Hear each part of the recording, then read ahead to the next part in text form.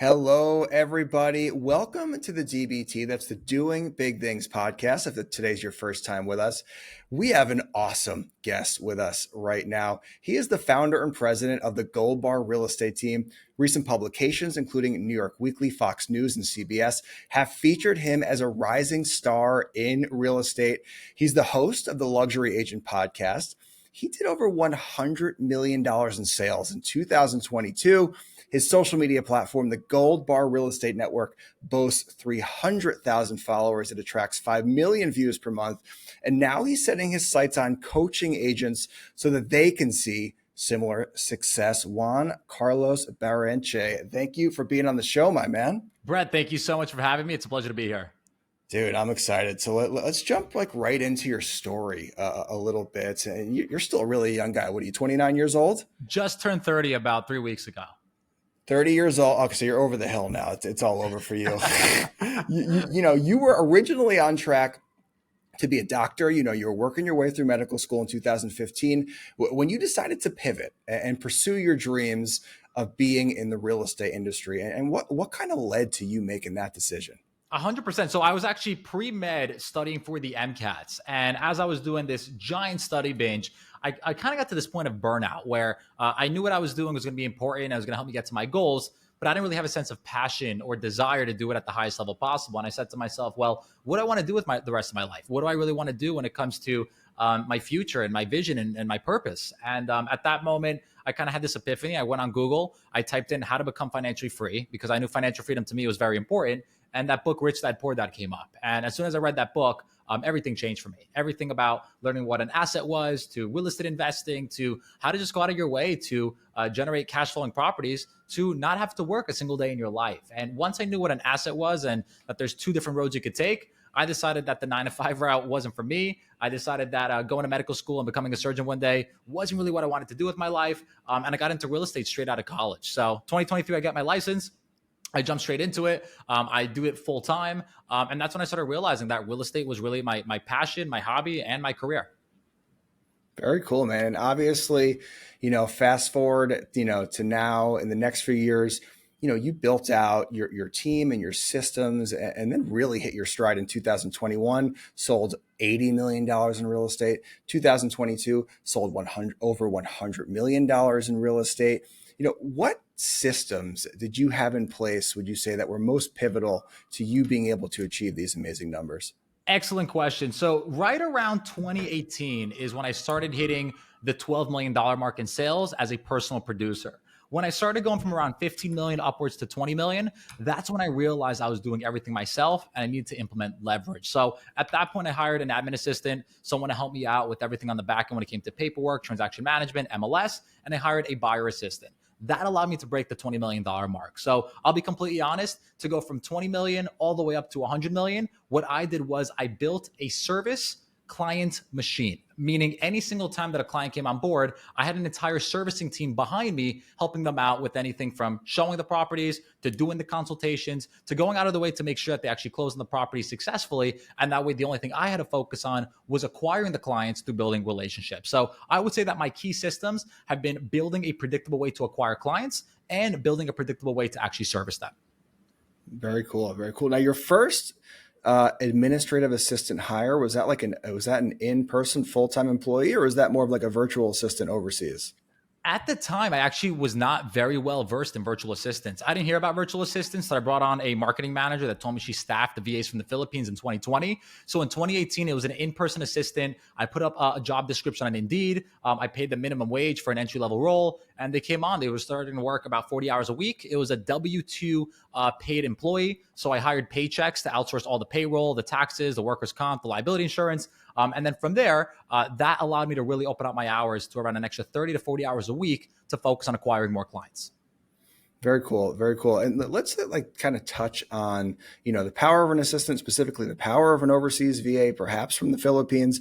Do you think that's an important first step for an agent that's looking to grow, is maybe find an assistant overseas that they can hire for $4 to $5 per hour?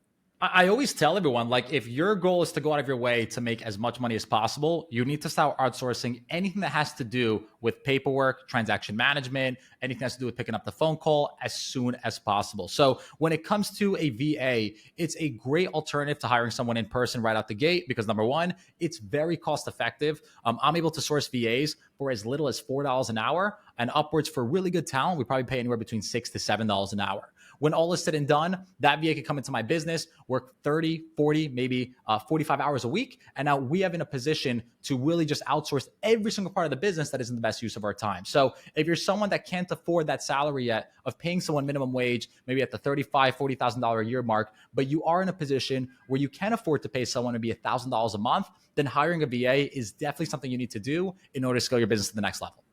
Yeah, give me in the audience just an example or two of like a task you would be comfortable assigning to an overseas VA for $4 to $6 an hour. Really good question. Why don't I just go ahead and actually pull up? I have the entire SOP of everything we do when it comes to managing an actual admin assistant. And then when Pull it it comes to up. actually managing that admin assistant, I literally map out step for step of what to do. So there are 7 things that I have when it comes to a daily and a weekly routine that I give to every single VA that comes into my business. Number 1, I want them to check their email and schedule any new tasks when it comes to my day-to-day of my actual business. Number 2, I want them to log into my transaction management software and check if there's any pending transactions for new tasks. Number 3, I want them to follow up on any contract deadlines. Be sure to copy any agent and all correspondences that are involved in that actual transaction. Number 4, I want them to check my transaction management software again and look for any updates on broker reviews or any pending files that require a signature. Number 5, every single day, I want them to send me an end of day report for every single task that they worked on. And then every Monday, I want them to send me status reports for any current buyers and sellers that we're working with. Every Friday, I want them to send me status reports for any team leader/agent activity on any files that require my immediate attention. So that's my daily and weekly routine for every transaction manager that comes on board. And then their actual day-to-day checklist is broken down into a listing checklist, a listing contract to close checklist, a listing post-close checklist, a buyer checklist, a buyer contract to close checklist, and then finally, what happens after the transaction after they close it. So when you map out the entire thing in a standard operating procedure, there is no kind of winging it. It's just having them do specifically what you were doing before. Sure. Boy, I think that was the most precise answer to a question I think I've ever gotten on the history of the podcast, Juan. Thank you. I mean, I think anyone listening right now, I mean, this is what we're doing. Holy cow. I think anyone listening right now could go out, hire a VA and have them up to speed by 5 p.m. Eastern time at this point, based on that checklist right there. That was awesome. Well, Brett, it's funny you mentioned this. When I hired trainers and coaches in the past, they always gave me 30,000 foot aerial view on how to do something, but they never actually taught me specifics on what to do. So everything we do here at Gold Bar is just straight up step for step exact processes that you need to do to get a certain result. I truly do believe that motivation is important. I do believe that explaining the macro is important also. But at the end of the day, if no coach is actually giving you the step-for-step process with the exact software, with the exact staff, with the exact SOP, then how can anyone actually replicate it?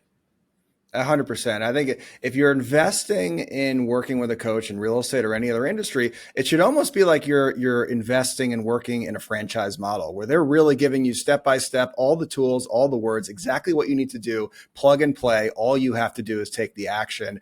And I think that there's far too many coaches out there that give you that 10,000 foot view. And when you meet with them, it's almost like a therapy session. And then you leave and you're like, wait a second, I've got nothing to actually do here or implement. So yes. I think that agents that work with you are certainly going to appreciate it. We see it so often. Like, I'm just going to go ahead and share my screen and I'll show you what I'm working with. When an agent asks me that exact question, I literally just share this exact document with them. So I'll give you a little preview. What I just mentioned, I just read off the top of the actual page. And then the listing checklist is just literally giving the actual VA the specific tasks that they have to do when it comes to implementing and building in their business. Now, we took it a step further. I have the exact training on how to create a CMA in an actual video. I have the exact training on how to send a listing agent to review the actual profile for the transaction management or whatever it is in an actual video. So everything you're seeing right here, I not only have mapped out for the VA to understand what they have to do as far as the checklist goes, but now we have an additional training where we walk over the entire thing also. So I think when hiring a VA, it's very simple. However, if you don't have these things in place or you've never done it before, you're probably better off outsourcing the staffing to a company that specializes in this as well. For sure, 100%, 100%. And I gotta say, Juan, even just from talking to you for like a few seconds and kind of doing a little research on you before the episode, your energy jumps off the page. It's obviously that work ethic is definitely one of your superpowers. And I'm just curious, have you always been a really hardworking guy, or has this been kind of a skill that you've had to develop over time? I'll be honest, the hard work didn't come till I aligned my passion with my business. I was always involved in multiple jobs when I was younger. I worked retail, I worked in restaurants, I worked at hospitals, interning, whatever it may be. And I'll never forget this. I was at a hospital maybe 10, 12 hours a day, working in the OR, helping surgeons when it came to orthopedic implants. And I was miserable. Like I was trying to think of anything else to do except being there. And when it comes to real estate to me doesn't even feel like I'm working a day in my life. So I think when you align your passion with your career and you really have those two being one and the same, to me, the work ethic, it just comes naturally. I could work 40 hours one week, 70 hours another week, and it literally feels like I'm playing a video game or I'm having a really great adventure or it's just so much fun. So I think that's my competitive advantage. I love what I do and it doesn't feel like I'm working a day in my life. Very cool. Very cool. Obviously, you went the right path going real estate as opposed to medicine. But I got to say, I could see you being a doctor too. Like I could envision you in scrubs with the stethoscope walking into a room with a clipboard. Like I could see that as well. I'm sure you would have thrived in that all the same. But I hear you. Find your passion and finding that persistence, finding that passion, finding that work ethic on a daily basis becomes a little bit easier for sure. 100%. Yep. All that said, I just to dive a little bit deeper, because I think whenever people see someone like you that's just like seemingly expanding at an incredible rate in different avenues, they wonder like, does someone like you, even though they love what they're doing and they feel passion for why they're doing it, do you ever wake up and feel resistance to work? Like, man, I'd rather just watch Netflix today. And if you do, and maybe you don't, but if you do, is there anything you say to yourself or anything you do to kind of get over that hump and make sure you take the steps you need to take that day? I've never felt that way once in my life. I'm the opposite. When I go on vacation, I'm literally thinking about how excited I am for Monday to come through so I can go back to work. So I am the very 1% of the 1% of the 1% of the 1%. I just went on vacation for about 2 weeks. And the only thing I could think about was coming back and getting back into my daily routine. So I'm someone where I thrive the most in terms of happiness, success, pure bliss when I'm doing the same thing over and over again. And I think a lot of top producers that are at the highest level possible just enjoy being in their natural rhythm. It's when you get me out of my rhythm and I haven't worked out in 2 days or I haven't been reading as much as I could or doing as many consultations, that's when I kind of start feeling off. So I can't really relate to the whole Netflix thing. I do take breaks every single day after 7 p.m. You can't get a hold of me. My phone's on Do Not Disturb. I'm either watching Netflix or doing something unproductive. But at that point, I never feel guilt or resentment because I know from 9 in the morning to 7 o'clock at night, I gave it my all. Nice, man. I really appreciate the authenticity of that answer too. And, you talked a little bit about your daily routine and how top producers, they love doing the same thing over and over again every day. Can you kind of take us through the average day of Juan Carlos? So why don't I just go ahead and share my screen once again, because we've actually documented the entire process from start to finish of my actual agenda. So I'm gonna give you a little tour into Gold Bar real quick. And what's special about Gold Bar is, once again, we built it in a step-for-step linear system. So any single time someone enters the business, there's really a step-for-step process of what you have to do to go from $0 to $1 million a year. It's just people are taught so many different subjects at so many different parts of their actual business that they don't know when to implement what. So everything I designed, step when you come into Gold Bar, we have the structure, we have the mindset, we have the habits, and then we have the actual routine. What I built my entire routine off of is going ahead and doing a 9 to 6 routine for income producing activities. And then anything from 6 to 9 in the morning and 9 to 6 and 6 to 9 at night is all based on your personal life. So I truly do believe in boundaries. Boundaries are extremely important if anyone wants to have a good work-life balance. And if you don't have those boundaries in place, it becomes very, very tough for someone to go out of their way to kind of scale their business. So let me just go ahead and scroll through one of these, and I'm going to show you the exact routine that I'm using at the moment. I actually share my calendar in one of these. Let me see if I can pull it up. So this is specifically the routine that perhaps you did when you were more focused on sales and what this you is when I was advise selling your and I was agents meeting with use. buyers and sellers. Exactly. That's exactly right. Okay. And let me just go right here. And then I think I have it right here on the time blocking side. This is great. By the way, you're the first guest to ever share a screen on the podcast. I love it, dude. I love visuals. I'm a visual learning. I listen to podcasts all the time. But once you get to that point where you're combining audio and visual all in once, beautiful things happen. So I'll Wow. break down the entire routine from 6 in the morning all the way to 9 o'clock at night. I'm Let's still go. Let's go. in an actual like business building role because now I'm still selling training, coaching, software, and systems, but the actual Sure. routine hasn't changed. So, full transparency for the audience: if anyone's doing B2B, which is business to business, or B2C, which is business to consumer, think buyers and sellers, the entire process does not change as far as the infrastructure goes. What changes is the avatar of the person you're reaching out to, doing the marketing with, and closing. So, back to the routine. 6 to 9 a.m. I usually wake up around like 5:45 to 6:30, somewhere in that mark. It's all personal. I'm working out, going to the gym, affirmations, meditation, journaling, reading, having breakfast, anything that involves doing me. I really recommend, if you haven't started journaling and doing affirmations, it's a great way to reprogram your brain to get rid of limiting self-beliefs, as well as to go out of your way to start putting yourself in a really prime position to just conquer the day. Before I did mindset, before I did journaling, before I did meditation, I would just basically go out of my day to wing it. But this really preps the entire day for me. So, any questions Okay. on that? Yeah, sure. No, and I appreciate you letting me ask you something about that because I really want to chime in and get a little more specific for the audience. When you talk about journaling and affirmations, are these affirmations like goal affirmations, like I am going to make $1 million this year, or are they more like character based affirmations, like I have incredible work ethic, things like that? It's the second one. It's you going ahead and reaffirming limiting self beliefs that you've dealt with in the past. So, if you're someone that has a really bad relationship when acquiring, let's say, a higher net worth, and the second that you get to that point where you're making more money, you just find yourself in a position where you're just kind of self sabotaging, you would want to create affirmations around that. There are two ways to do affirmations that I teach everyone. You could go ahead and actually record them with you saying them yourself and just listen to them every single morning and every single night. I think that's one of the best ways. I've been doing that since around like 2019. It's completely rewired my brain where I've literally come to believe everything that I listen to on that recording. And the other way is for you to actually say them yourself. So when it comes to affirmations, we actually go ahead and provide the affirmations that are very specific to real estate. We call them the gold bar affirmations, and they're not short. I'll be honest. They are a good, probably we could call it 4 or 5 pages long. And I'll give you some of the examples just for anyone listening of what an affirmation sounds like. I am good enough. I am smart, helpful, and worthy of taking up anybody's time. Knowing I'm good enough makes me feel comfortable, confident, and exhilarated. I am very proud to be free of judging other people and compare them to myself. I feel happy and strong-minded. So the affirmations are more so in terms of the second thing you mentioned, which is not based on a specific goal, but just rewiring your brain to get rid of limiting self-beliefs so that nothing could hold you back when it comes to getting to your goals. Love that. And I agree. I do think that the character based affirmations are going to be more powerful.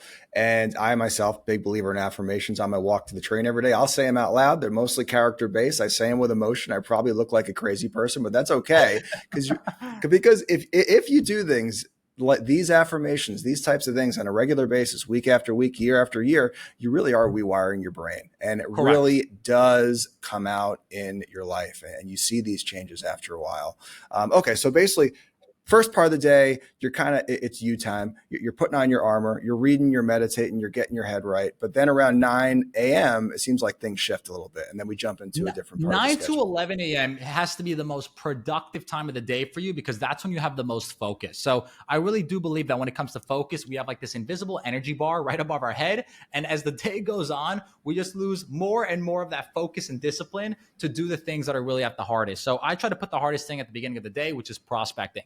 If you're at that point where you've been in the business for a while, maybe you could start running a more inbound lead generation type model. But for the majority of people who don't have money to invest into Facebook ads, Zillow, Realtor.com, or other sources to generate inbound leads, you want to try an outbound lead strategy. And one of the best outbound lead strategies is prospecting. Now, super transparent, when it comes to 9 to 11, how you prospect does not matter. I've met people that make $1 million a year door knocking, cold calling, email marketing, networking in person, doing open houses. Everything works. When I say prospecting, I mean building relationships with a human being in your market that could potentially want to buy or sell in the next decade. How do you get to 5 people a day that you're adding to your database, which adds up to 25 a week, which ends up being 100 a month, which ends up being 1,200 a year? And why do I tell people 5 people a day minimum? Because if you do 5 people a day minimum, that's 1,200 a year. At a 1% conversion ratio, you're looking at closing 12 deals a year. And if the average commission is $10,000 or $120,000 in GCI, after splits, you should be netting $100K a year for 5 people that you're adding to your database daily. And if you compound that over 5 years, well, now you have the road path to get to 7 figures. Very cool. So 9 to 11, we're putting the blinders on and we're just doing prospecting. And I'm curious, I know that you said you more or less stick to this process right now as you're building out your coaching business. Do you actually do prospecting for the coaching business from 9 to 11? 1000%. The only difference is I have so much leverage and systems and software now that I have virtual assistants or my actual artificial intelligence doing the prospecting for me. In the past, when I was doing anything that had to do with recruiting agents or working with buyers and sellers, I would do the prospect myself. But the beauty about business is that once you have enough money coming in, you can actually outsource the prospect to a third party. So if you're a brand new agent starting out, or maybe you've been doing this a couple of years, you may want to go ahead and simplify this process and do it yourself. But once you have more money coming in, you could always hire an ISA, which stands for an inside sales assistant, or a virtual assistant that their only goal is to add more people to your database daily. Very cool. All right. So 9 to 11, blinders are on. We're prospecting, God willing, we're meeting 5 new people, put them in the database, and that's going to compound over time. Yes. It looks like after that, you break for lunch around 11. Yeah, and if you notice, I actually put the actual lunch slots in there or you'll forget to eat. I like to go ahead and put anything that's personal, whether it's eating or my personal routine, in the red section. And that way, whenever I hit 11 a.m., it's just wired. I actually start getting hungry around 10:30. So once you get to the point where you're actually mapping out your lunch, you control your day. And if you control your day, there is no distraction or person out there that could take you away from you focusing on the green. Anything that's green is going to make you money. Anything that's red is dedicated to you. And then if you go ahead and you start adding different little meetings and stuff like that that are in blue or stuff like that, you could go ahead and realize, oh, wow, I'm staying away from the income producing activities and I'm going back into my old routine. So how do I focus on the green? How do I take actual breaks on the red? And then how do I work-life balance the entire thing so that I'm not burning out long-term? Very cool. And for anyone who's not getting the visual here, it is. So it's color blocked beautifully, red and green almost dancing together. It looks like Christmas. I mean, it's a gorgeous visual up here on the screen. So anyway, if it's you, I'm sure you probably just had a nutritious lunch. You look like a fit young lad. So you probably just had like a chicken Caesar salad with light dressing. Anyway, so where are we going after lunch? What's the next step here? So after lunch, it's all about the follow-up. So I have a very strong and adamant philosophy, and that philosophy is 99% of the people that you meet are not going to be ready to transact immediately. However, those 99% are going to turn into the 1% at some point in the future. So what a lot of us do is we go out there and we speak to 100 people a day. And of those 100 people, only one of them is ready to buy or sell. We put all of our attention and focus on them. But what about the 99? We forget the whole 6 degree of separation philosophy, which states that anyone that you know could know up to 6 degrees worth of people if you really look back into their actual database, their sphere, and their connection. So if I meet John at Starbucks and he's not ready to buy or sell for the next 10 years, the average agent wouldn't stay in touch with him. You know what I'm doing? I'm adding him to my database and nurturing him every single month for the rest of his life. Why? Because John could have a nephew named Stacy, named John, nephew. Could have a niece named Stacy that wants to sell her house in the next 2 years, and then Stacy could go and get referred to me 2 years from now. I've had situations where I've been in Ubers where the Uber driver literally has no intention of buying or selling, but their mother, their father, their cousin, their neighbor ends up wanting to sell their house next week. So even though I'm not looking at someone as an actual prospect, just through building a relationship with them and following up with them correctly, it allows me to generate more buyers and sales in the future for me. Now, during the 12 to 2 slot, I'm following up with anyone that's ready to buy or sell in the next 90 days. And I have anyone that's ready to buy or sell 90 days out or more on a campaign, a drip, or being heard from with my artificial intelligence. Very cool. Very cool. And you know what? If they do have a nephew named Stacy, that's okay too. We're here to help everybody. But so the follow-up, you said once a month. And when we're saying once a month, like besides the AI and the drip campaigns, are we talking like actual personal reach outs, like text, emails, and phone calls? Great question. When they're ready to buy in the next 90 days, I recommend texting them and calling them every single month up until the time where they say, listen, I want to meet for a consultation. If they're not ready to buy or sell for 90 days or more, what we do is we put them on a 20-point drip campaign, which consists of 2 voicemail blasts per year, just checking in on them, seeing how they're doing, remind them you're in the business. We have 12 emails going out per year or once per month. And then we have 6 texts going out on major holidays. And this entire thing is automated. We pre-script the entire templates. We have software that's sending it on our behalf. And what ends up happening is the entire person, even though they're not ready to buy or sell for 90 days or even 10 years, is hearing from us 20 times per year on autopilot. Very cool, very cool. And that makes a lot of sense too, because you don't really have enough time in a day or in a week to reach out to everyone you've ever met personally. But if they're looking to buy somewhat soon, yes, they're getting that personal touch. Otherwise, you've got a lot of automated plays to make sure that they're keeping you in mind as their realtor when the time does come. So, all right, so we've done our prospecting. We've done our follow up. It looks like the next thing you've got blocked off is lunch number 2. Is that correct? That's lunch number 2. I got to eat 4 times a day. Love it, love it, love it, love that. Okay, so we're eating again, and that's about an hour that you're blocking off just for a little break there. It's about an hour. I don't go ahead and take the full entire hour to eat, but I do take that to decompress. Sometimes I read a book. Sometimes I just call family. I use that as a personal time where even if you're not hungry, you could use that as a little break. I've noticed that the brain works best when you're working in 2 to 3 hour time blocks. If you're ever working more than 90 minutes straight, it gets really, really tough to just concentrate for 4, 5, 6, 7 hours at a time. So 2 to 3 hours is what I found is a sweet spot. And then as soon as we finish up lunch, we go directly into consultations and showings. The reason I broke down the day like this is because you're spending the first half of the day, let's say from 9 to 2, focusing on building and nurturing your business. There are 3 ways to get more clients. You got to lead generate, you got to lead nurture, and you got to lead convert.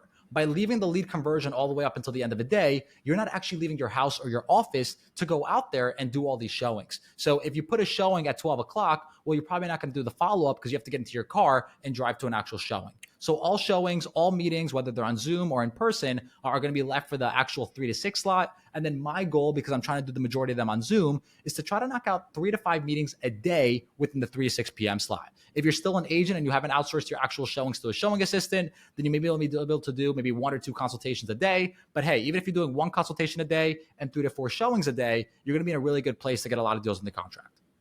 Very cool. Now, I think there might be some business owners or agents that might be listening and being like, this all sounds great, but what if I've got someone that wants to see an apartment at like 11 a.m. and I've got, an inspection at 10 a.m. on Wednesday? Like, how strict are we about, really protecting this schedule and putting all of those things in that 3 to 6 time slot? Or should we be a little bit flexible, with our schedule? It all comes down to, like I said, your actual day-to-day routine. Maybe you're a part-time agent and you can't have this balanced routine the way I have it set it up. Maybe you are full-time, but you have clients that are very demanding about seeing properties in the morning. We basically have 3 tools we could work with. The first one is setting boundaries and letting them know, hey, straight out the gate, I want to let you know that I do all of my showings from 3 to 6 p.m. If you meet the client and set that expectation from day one, and you tell them that for whatever reason you can't do 3 to 6, we can always do Saturday and Sundays. Well, now you're in full control from day one, and they're not going to be expecting anything different. That's option number 1.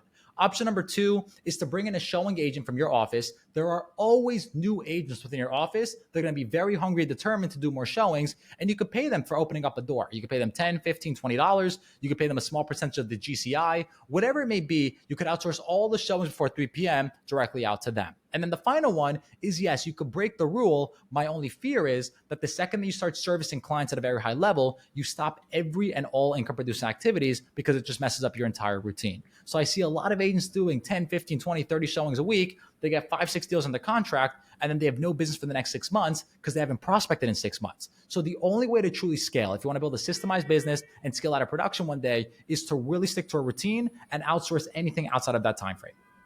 That is really powerful stuff. I hope people were taking notes on that, because that is something that 99.9% of agents do not do. I mean, they do not take control of their schedule. They let everyone else pretty much make their schedule for them. And it's so true. If you just set that precedent from the beginning and say, listen, I do tours from 3 to 6, the client most of the time is going to respect that. And if there's something they really want to see at 12 noon on a Tuesday, there's always a brand new agent in the office that'll do that for whatever, 10, 20, $50 at the most, because they just want the experience. They're getting to show a big time listing that they would never get to show. And that is really, I mean, boy, that's gold right there, guys. I hope everyone takes that one to heart. Now, just to kind of talk about, the prospecting part one more time for an agent, maybe a new agent, maybe someone who's been in the business for a few years and they're still not really doing, dynamite business. Is that prospecting usually just going to be cold calling expireds and FSBOs and circle prospecting? Well, I would say there's a lot of routes that people don't really are aware when it comes to prospecting. I think we're up to around 10 prospecting sources that I recommend for all new agents starting out. All the way at the top is your personal phone book. If you just go on your iPhone and just check how many contacts you have, minimum, you've probably met 500, 1,000, 2,000, maybe 5,000 people in your entire life that you have in there that haven't heard from you. And that's what I call low hanging fruit. You already have an established relationship with them. You want to export that list into a CSV file, clean it up, and reach out to every single person, whether they came from high school, they're an old colleague, maybe they went to your local past club or organization, and just reintroduce yourself. Be like, hey, this is JC. We went to high school together. Remember me? I just wanted to touch in with you and let you know that I'm in real estate. And I was just curious. Do you happen to have an agent? No. Well, listen, I know it's a random call, but I'm in the business now. If you ever need an agent in the future, could I be your agent? And most of them are going to say yes. Perfect. What's your best phone number and email? I'll stay in touch with you. And then we'll go out of our way to, like I said, become friends if you ever need anything. If you just do that simple little thing with every single person in your phone book, that alone is going to solve a huge lead generation problem in your entire business. Next, we got to think, okay, well, how do I get access to more people? Facebook. We've been on Facebook all since around 2010 or so, and we've been adding so many friends. We could take that same exact strategy and now DM every single person that follow us or is our friend. We can do this on Instagram, LinkedIn. You can look at other platforms like Twitter and TikTok, whatever it may be. But if we were actually to take the time to do cold outreach in the form of instant messaging and do the same exact script, hey, Audrey, remember me? I don't know if you remember me. We sat next to each other in science class, and it's been a couple of years. How have you been? Catch up a little bit. Perfect. I know it's random that I'm reaching out to you, but I actually just got my real estate license and I'd love to be your agent in the future. Do you happen to have an agent? And when they say no, perfect. Can I be your agent also? And then if you just gather their information, name, phone number, email, it's the only thing you need to actually stay in touch with them. From there, we could tap into for sell by owners. We could talk into expires, but there's also for rent by owners. There's vacant houses for sale. We could go out of our way to start doing cash offers for homeowners that are probably distressed or are behind on their mortgage. We could look into people that filed for Chapter 13 bankruptcy. We could look at people that are getting divorced. We could look at people that are doing anything that has to do with estate sales or probate sales. Then we could probably get into landlords, people that are actually renting their house and may want to sell in the future. There are so many sources. I think I tapped into a source that showed like 50, 60 different places to meet people. But at the end of it all, I just want to be fully transparent for anyone listening. It's completely irrelevant because they're all the same. At the end of the day, you're building a relationship with a human being. And if you could build that relationship and stay in touch, at some point, they're going to need an agent. Very cool. So many ways to generate leads, but I agree. Start with your network. Start with Audrey from science class because those are the warm leads. That those are the people that already know you and they might even like you and they might even trust you already. So it's going to make things a lot more of a downhill adventure there. Really, really good stuff. And just to kind of dig a little bit deeper into that script, I love that. How many agents never ask that question? Do you have an agent? I'd say almost nobody asks that question. And it's an important question. And most of the time, you're going to get the answer no. And then just follow up and say, listen, I'd love to be your agent if at one point you are going to transact in this market. Such powerful stuff. Is that usually a phone call or a text message, would you say? Is the phone call the way to go there? I would say phone call is your best option, but obviously if you could do it in person, even better. But I always say face-to-face is the best. Then you have a phone call, then you have a text, and then you have an email. An email is very hard to go ahead and convert with just because it's probably the least personal out of all of them. But if you could text them or just call them, you're probably gonna have a good chance that they answer back. Very cool. Very cool. And I had, been doing some research on you before the podcast. And I know at one point I heard you say that, a big part of your secret sauce was that you would go to networking events 4 or 5 times a week when you were building your business. And I was wondering if you could just kind of take us quickly through the system that you use, the strategy you use at those networking events, because I really thought it seemed very effective. Great question. So when it came to me building relationships with business owners and entrepreneurs, I understood one thing. The majority of people in this business are going out of their way to build relationships with everyone in their local community. And whether they're a CPA, an architect, maybe they're a mortgage lender or a title company, they're always going out of their way to get in front of more clientele. So I just said to myself, well, what if I could actually just break into their network? What if they could recommend me to their 300, 400, 500 clients that they've already worked with? That would make life way so much easier. So what I started doing was I went to these networking events. I would go out of my way to not just hand out business cards, but to actually set up meetings with these people. And then the purpose of the meeting was to establish a business referral relationship. And I would ask them, hey, John CPA, do you happen to have a real estate agent that you refer your business to if you ever needed one? And most of them said no. You would think a lot of these people have people that they refer to, but because no one ever took the time to actually ask them, they'd be more than willing to send you referrals all along the way. So I would do this with about 3 CPAs.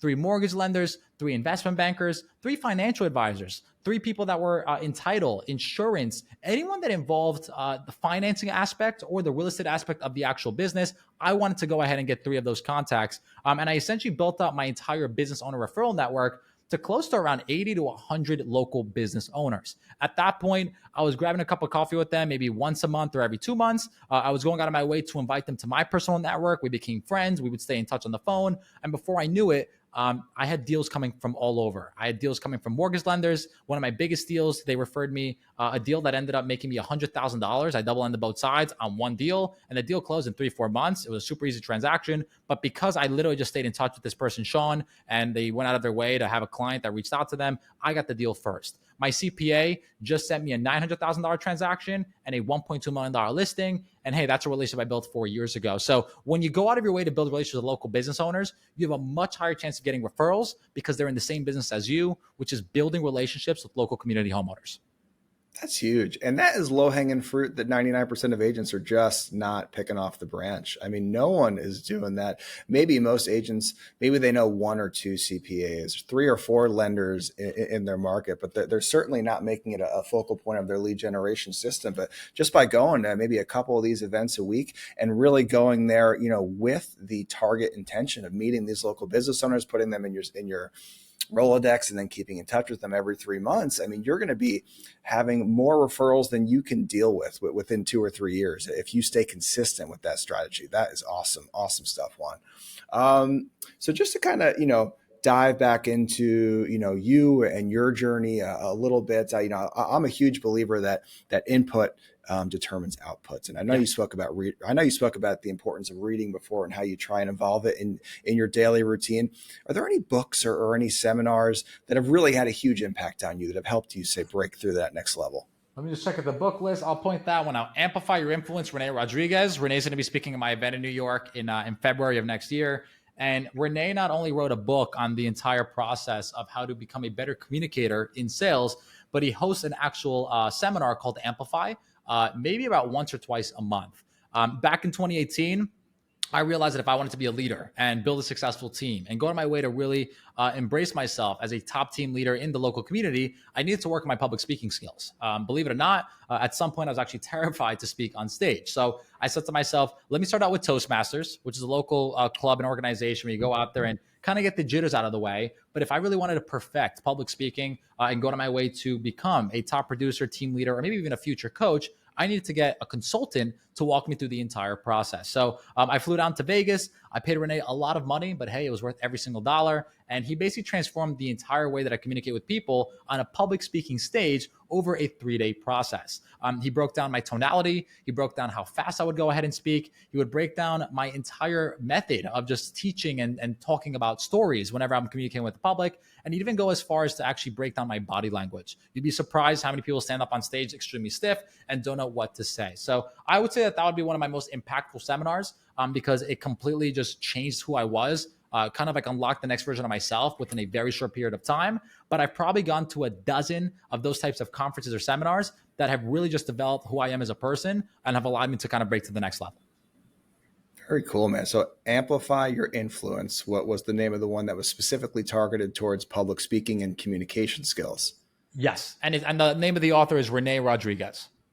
Very cool. Very cool. And I gotta say, did a good job, man. You are a phenomenal communicator. So whatever they did over there, it's working, my man. It is working. But there's power in that. I mean, listen, of course there's conferences out there that are kind of broad and they're worth going to as well, like the Tony Robbins and things like that, who will apply to all industries.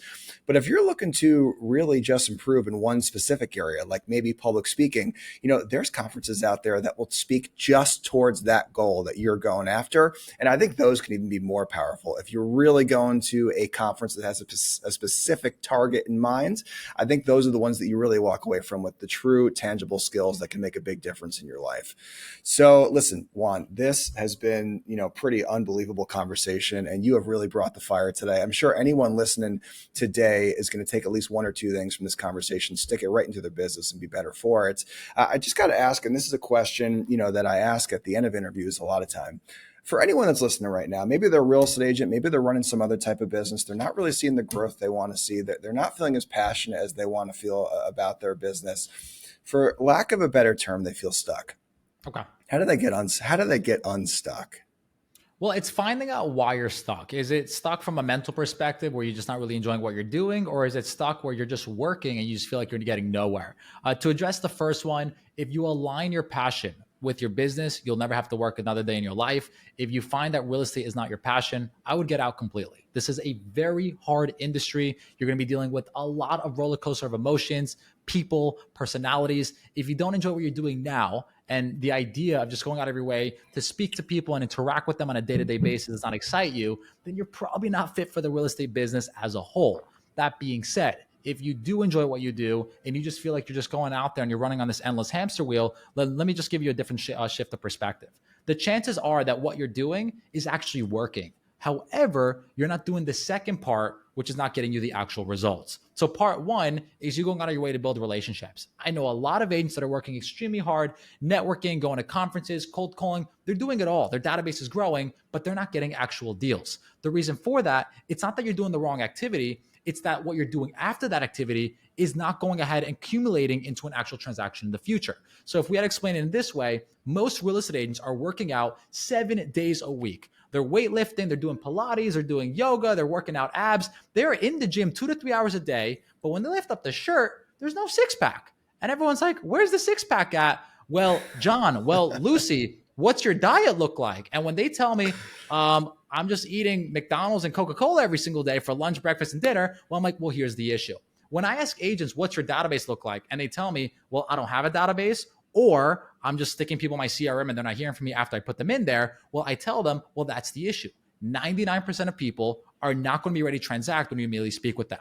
So when you implement the proper follow-up system, when you implement the proper nurturing system, all of a sudden, it's like combining a really good fitness routine with a really good diet. You're going to start seeing results like this. So don't get discouraged. There are chances are that you either just don't have a really good follow-up system in place, or if you're not doing part one at all, you're probably not doing enough volume to get the desired result you're looking for. If people are going to the gym, let's say 3, 4, 5 times a day, I ask them, well, how many people are you adding to your database? And a lot of people tell me, I'm adding maybe one person in my database daily. I tell everyone, well, that's like going to the gym and doing 10 push-ups a day. You're not going to get any results for a very long time. So you have 2 options if you feel stuck, and I'll go ahead and I'll reiterate the entire thing. Option number 1 is increase the volume of what you're doing to generate more business. If you're cold calling, if you're circle prospecting, if you're door knocking, if you're going to networking conferences, your goal should be to go from 1 or 2 people in your database daily to 5, 10, or even 15 people you're adding in there. If that doesn't change your entire business,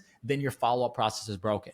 Option number 2 is implement the proper follow-up system without changing the actual volume of the workload. And if that gets you an immediate result, then you know what the entire thing was going on the entire time. So number 1, prospect more. And number 2, follow up more.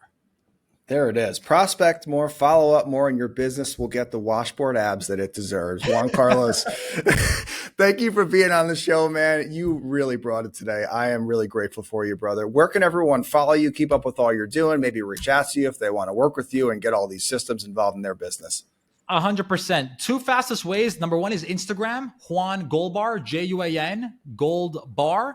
If you actually click the link in my bio, it'll go direct to my calendar. We can book a 30-minute strategy session for free. You could always DM me. I always respond back. And the other option is go to goldbartraining.com, where you can learn more about what we're doing to help agents implement software, design systems, and actually staff within their business to help them get to the next level.